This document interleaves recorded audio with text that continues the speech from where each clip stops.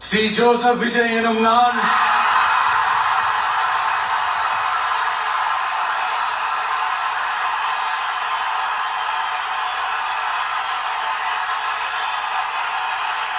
சட்டப்படி அமைக்கப்பெற்ற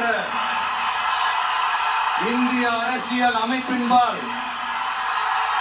உண்மையான நம்பிக்கையும் மாறா பற்றும் கொண்டிருப்பேன் என்றும்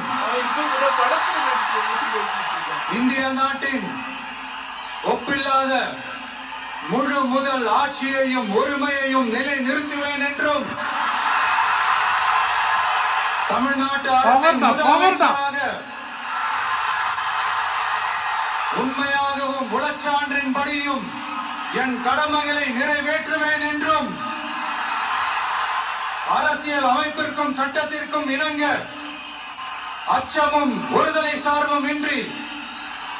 விருப்பு வெறுப்பை விலக்கி பலதரப்பட்ட மக்கள் அனைவருக்கும் நேர்மையானதை செய்வேன் என்றும் ஆண்டவன் மீது ஆணையிட்டு